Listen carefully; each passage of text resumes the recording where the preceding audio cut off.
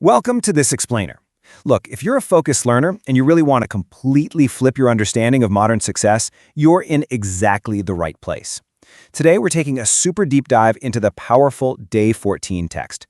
It's a curriculum that honestly challenges literally everything we've been taught about wealth, focus, and freedom. We're going to unpack these insights step by step, so let's just get right into it.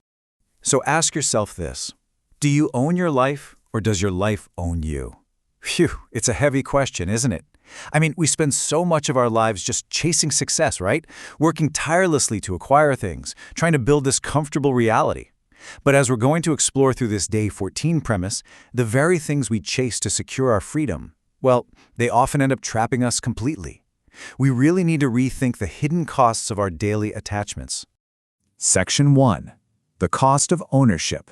Hidden Financial Traps. You know, we have this funny habit in modern society. We buy expensive things just to celebrate our success. We want to feel accomplished, maybe impress others a little bit. But at a certain point, that shiny new car just becomes another payment, another insurance bill, another thing to worry about. I want you to imagine walking around every single day carrying this massive, heavy backpack.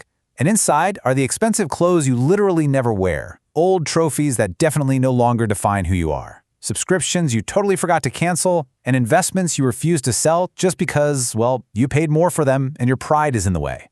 Now, from a distance, that backpack might look incredibly impressive to everyone else, but they don't feel its weight. You do. Every unnecessary attachment just creates resistance, making it so much harder to pivot when a real opportunity finally appears. And that brings us right to the core Day 14 philosophy. Own your possessions, don't let your possessions own you. You see, true wealth isn't measured by the sheer volume of stuff you own.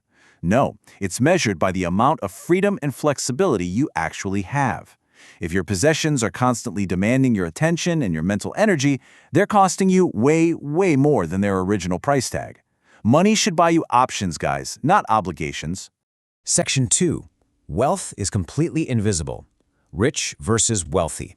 Inspired by Morgan Housel's insights on the psychology of money, we've got a classic this, not that scenario here. Listen, being rich is loud. It's all about high income, highly visible purchases, and basically feeding your ego by spending today. When someone drops, say, $50,000 on the luxury car, sure, they look rich, but they are literally $50,000 less wealthy. Let that sink in. Wealth, on the other hand, is quiet. It's the unspent money. It's the hidden investments. It's a simple lifestyle. Rich is entirely about today's income, whereas wealth is all about tomorrow's choices. Because ultimately, wealth is what you don't see. It's the luxury watch that was left in the store. It's the flight upgrade you realized you just didn't need. Wealth is, quite literally, the gap between your income and your ego. The smaller your ego, the larger that gap becomes. And man, the stronger your financial independence grows. But here's the catch, and it's a big one. Getting rich and staying rich. They require completely opposite skill sets. Actually, getting rich requires optimism, courage, taking massive risks. But staying rich, that requires survival. It requires a lot of humility, self-control, and frankly, the patience to avoid catastrophic mistakes just so that compounding can do its magic over time. The goal isn't to win just once. The goal is to stay in the game for good. Section 3. Stop consuming, start producing. Creating value.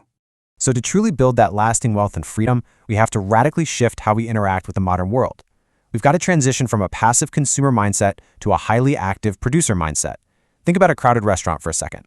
A consumer walks in and immediately asks, "What can I buy?" Right? They notice the delicious food, the great atmosphere, but a producer walks into that exact same restaurant and studies it like a classroom. They ask, "What can I build?"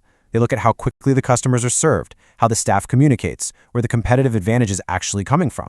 The consumer sees a marketplace to spend money, while the producer sees a vast field of opportunities to create value. Because at the end of the day, money always follows value.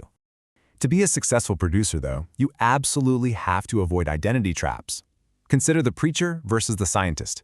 Now, the preacher defends their beliefs as absolute truth, really just to protect their own ego. But the scientist?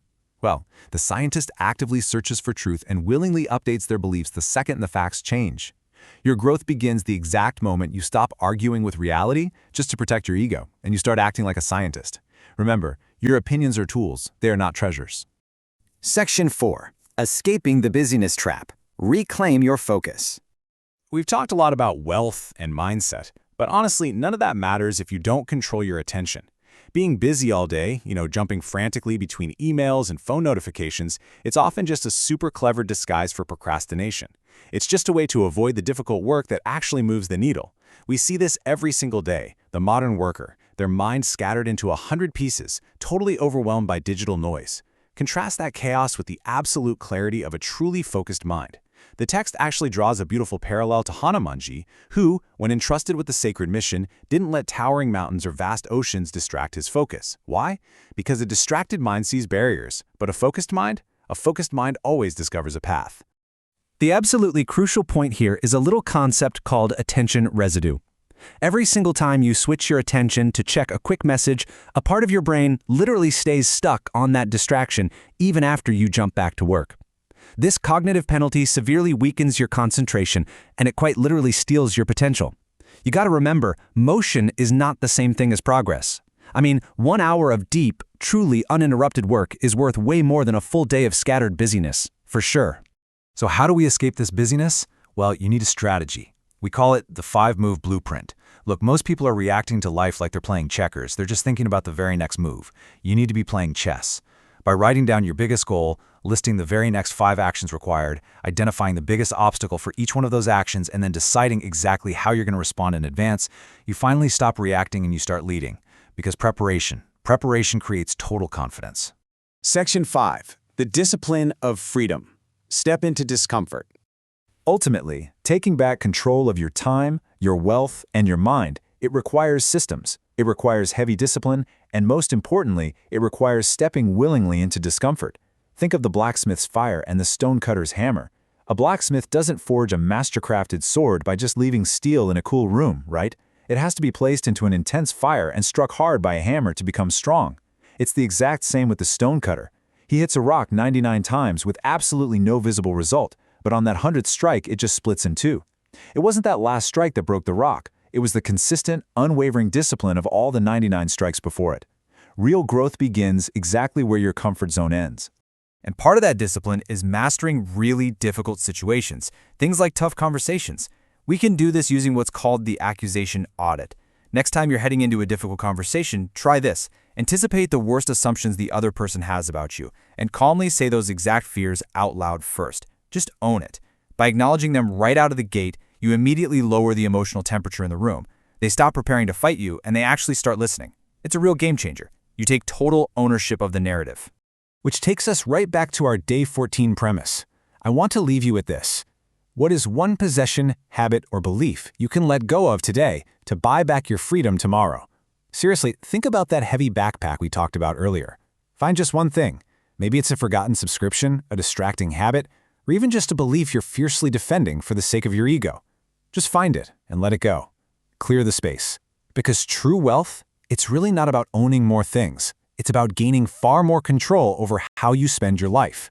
It's time to step out of the illusion. Drop that heavy